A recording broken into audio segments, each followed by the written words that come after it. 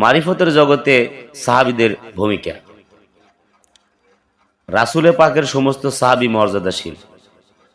তারপরেও কিছু কিছু সাহাবী রয়েছে যাদের নিকট গুপ্ত জ্ঞান তথা মারিফতের জ্ঞান রয়েছে, তা স্পষ্ট। হযরত আবু হুরায়রা রাদিয়াল্লাহু তাআলা আনহু বলেছেন, আমি রাসূল সাল্লাল্লাহু আলাইহি ওয়াসাল্লাম হতে দুই প্রকার ইলম অর্জন করেছি, এক প্রকার প্রকাশ করেছি আর এক প্রকার প্রকাশ করিনি, কারণ প্রকাশ করলে আমার গলা কাটা যাবে। বুখারী শরীফ 120। নিঃসন্দেহে অপর ইলম হলো গুপ্ত বা মারিফতের জ্ঞান। তাছাড়া নবীজি হুযায়ফা ইবনে ইয়ামান রাদিয়াল্লাহু তাআলা আনহু সম্পর্কে বলেছেন, আমার মনের যত গোপন কথা আছে তা আমার হুযায়ফা জানে। হযরত সালমান ফার্সি ছিলেন রাসূলে পাকের প্রবীণ সাহাবী। তার কাছেও ইলমের গোপন রহস্য ছিল। তাছাড়াও তরিকা জগতে আদবের মোকামে সাহাবীদের থেকে শিক্ষা নিতে হবে। আদবের এমন উচ্চ মাকাম ছিলেন হযরত আবু বকর সিদ্দিক রাদিয়াল্লাহু তাআলা আনহু, যা ভাষায় প্রকাশ করার মতো জ্ঞান আমার নেই। নবীজি যেদিন বলেছিলেন, আবু বকর, আল্লাহ তাআলার নির্দেশে মদিনায় হিজরত করতে হবে, তুমি প্রস্তুত থেকো, সেদিন থেকে হযরত আবু বকর রাদিয়াল্লাহু তাআলা আনহু বিছানায় পিঠ লাগাননি। দীর্ঘ 2 মাস, কারো কারো মতে 4 বা 6 মাস দরজার সাথে পিঠ লাগিয়ে দাঁড়িয়েছিলেন। আশঙ্কায় ছিল, যদি আমার নবীজি এসে আমাকে ডাক দেন আর আমি যদি ঘুমিয়ে থাকি, তাহলে তো নবীজির হিজরতের সাথী হতে পারবো না, এবং নবীজি খেজমতেও নিজের জীবনকে উৎসর্গ করতে পারবো না।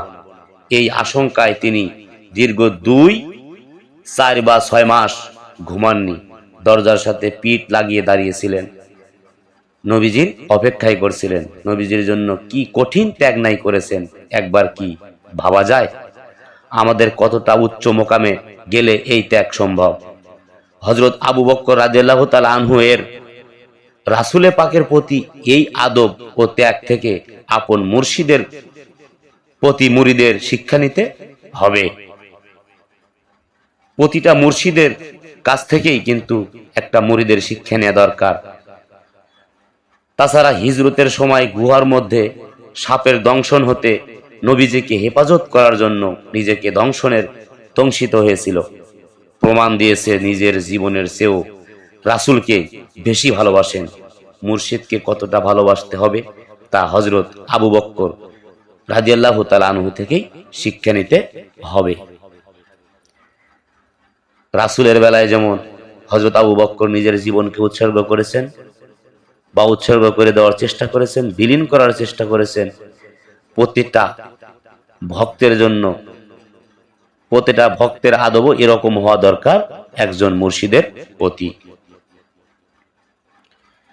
মক্কা বিজয়ের দিন 10,000 সাহাবায়ে কেরামকে নিয়ে প্রিয় নবী সাল্লাল্লাহু আলাইহি সাল্লাম কাবা অভিমুখে রওনা হলেন।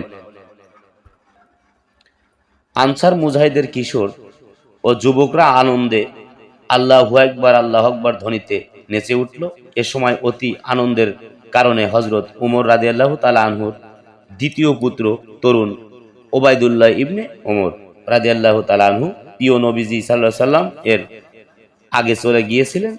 পুত্রের এই দৃশ্য দেখে হযরত উমর রাদিয়াল্লাহু তাআলা আনহু অত্যন্ত রাগান্বিত হয়ে পুত্রকে সজোরে ধাক্কা দিলেন এবং বললেন, রাসূল সাল্লাল্লাহু আলাইহি সাল্লামের আগে হাঁটছো কেন? কিন্তু পিতার ধাক্কায় পুত্র পাথরের উপর পড়ে গেলেন এবং তার একটি পাও ভেঙে গেলেন। তবুও রাসূলের আগে হাঁটা, এটা তিনি পছন্দ করলেন না। এ থেকে আমাদের শিক্ষা নেওয়া উচিত, প্রতিটা ভক্ত যেন তার মুর্শিদের পিছে পিছে হাঁটে, বা কখনো যেন মুর্শিদের আগে আগে না হাঁটা হয়, মুর্শিদকে পিছনে না রাখা হয়। প্রতিটা সময়ে যেন মুর্শিদ তার সামনে থাকেন এবং প্রতিটা ভক্ত যেন মুর্শিদের পিছনে থাকেন।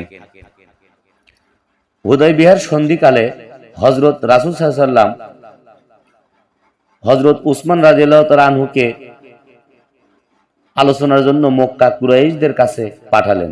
তখন কুরাইশরা হযরত উসমান রাদিয়াল্লাহু তাআলা আনহুকে বলল, তুমি গিয়ে এ সুযোগে কাবা ঘরটা তাওয়াফ করে নাও।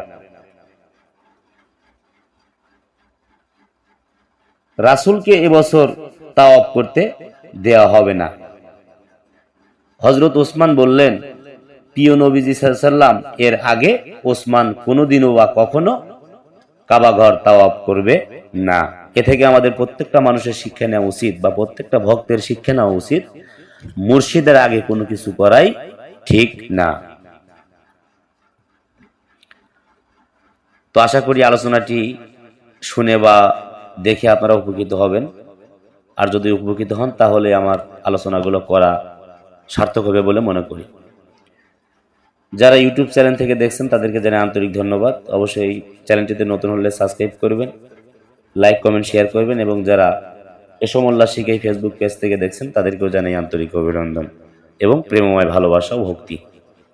যে যেখান থেকে দেখছেন অবশ্যই চ্যানেলটিতে নতুন হলে চ্যানেলটি ফলো করবেন এবং বেশি বেশি শেয়ার করবেন, যাতে করে পাক পাঞ্জাতন আহলে বায়াতের কথাগুলো বিশ্বের আনাচে কানাচে পৌঁছে যায়। তো সবাই ভালো থাকবেন, সুস্থ থাকবেন। আবারও হয়তো নতুন কোনো ভিডিও নিয়ে আপনাদের সামনে হাজির হব।